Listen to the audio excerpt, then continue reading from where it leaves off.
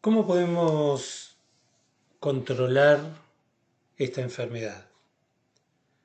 Los intentos que se han hecho hasta ahora son muchos de laboratorio. Vamos a mencionar también algunos controles de tipo práctico.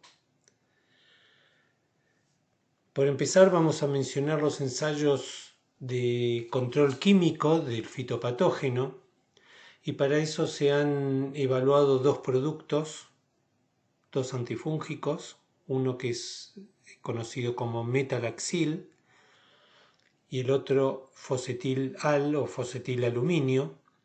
Son dos productos que se utilizan ampliamente para controlar pitiáceas, especialmente Phytophthora y también Pythium. Y en los ensayos de laboratorio se observó que para el caso del metalaxil, cuando medimos cómo inhibe el metalaxil al crecimiento del micelio, observamos que respecto al control, que es la línea azul superior, las concentraciones cada vez mayores de metalaxil inhiben progresivamente cada vez más el crecimiento del micelio. Fíjense que en este gráfico de la izquierda, el metalaxil a concentración 1000 prácticamente inhibe totalmente el crecimiento del micelio, y ya en el doble inhibe totalmente.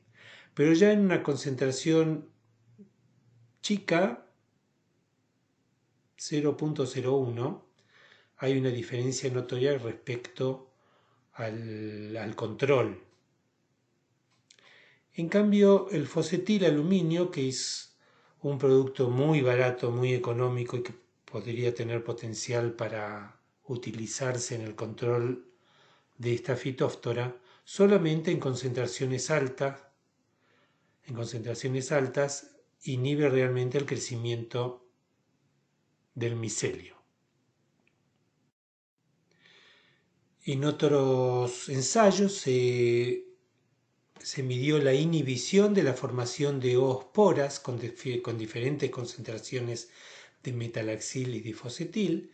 Vemos que el metalaxil inhibe totalmente la formación de oosporas desde la menor concentración hasta, por supuesto, las mayores. En cambio, el fosetilaluminio logra una disminución en la cantidad de oosporas que se forman desde las primeras concentraciones, pero en forma total a partir de esta concentración de 10. Y respecto a la formación de esporangios, observamos que el metalaxil lo inhibe a esta concentración de 1, inhibe totalmente la formación de zoosporangios, y en cambio el fosetil necesitamos llegar a concentraciones de inhibición del crecimiento miceliar de 1000 para tener una inhibición casi total de la formación de zoosporangios. La medición de cuánto mide el micelio y si se puede inhibir la formación tanto de oosporas como de zoosporangios es importante para saber cuál es la efectividad real que puede llegar a tener el producto.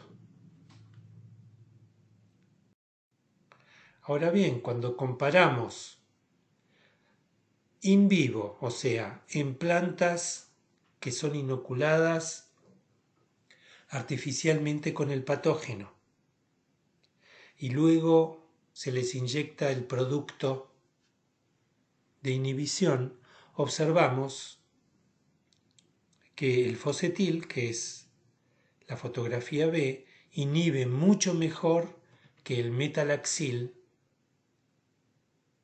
¿sí? Que prácticamente in vivo, si bien el metalaxil, como habíamos visto antes, parecía ser un mejor controlador del crecimiento del micelio y de la formación de zoosporas, digamos, de la formación de zoosporangios y oosporas, parecía ser un mejor producto.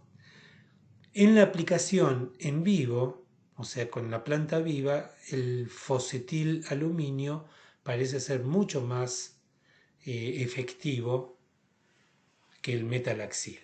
Entonces, esto lo podríamos hacer como una protección, digamos, individual, porque es imposible pensar que vamos a inocular las plantas afectadas o incluso las plantas sanas con metalaxil o con fosetil para inhibir el desarrollo del fitopatógeno, ¿sí?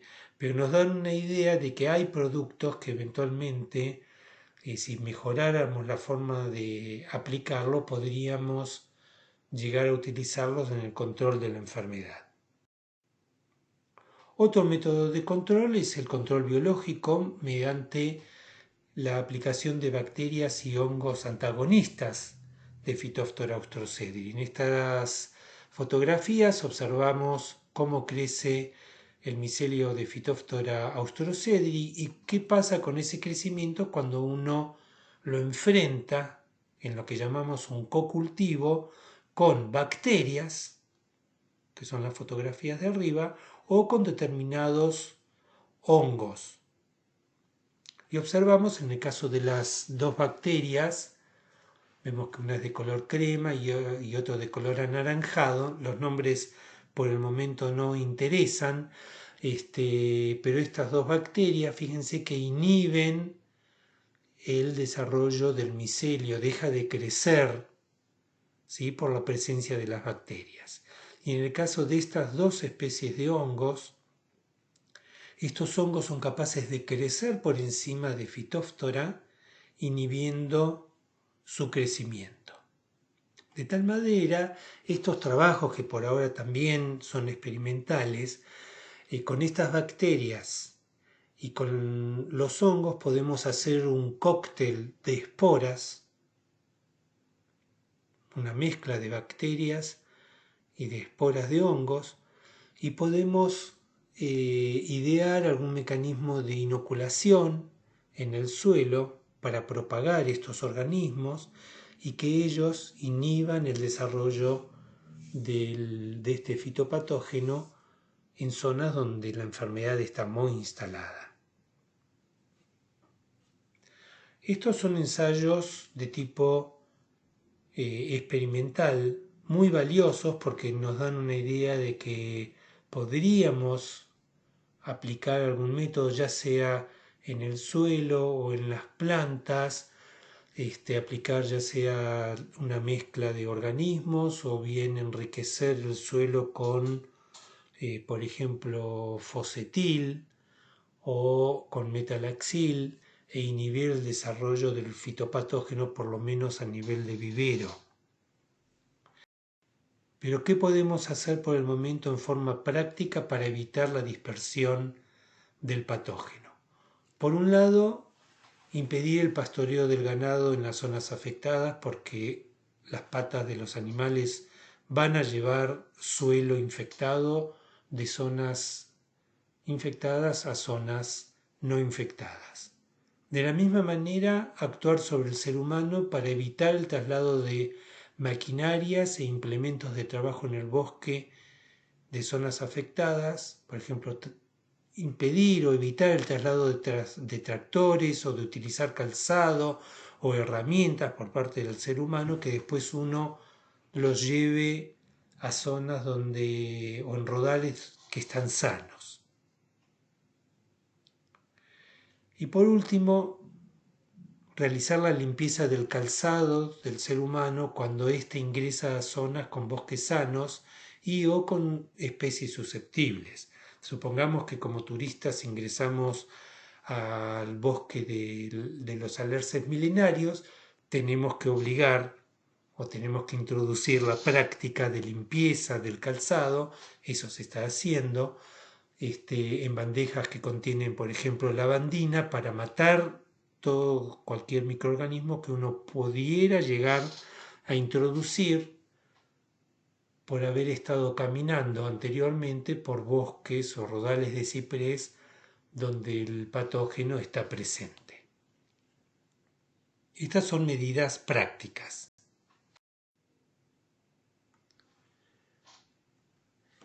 Y por último, del conocimiento de que existen árboles más susceptibles y resistentes que otros, tratar de buscar genéticamente o reconocer genéticamente cuáles son aquellos individuos que son resistentes a la enfermedad.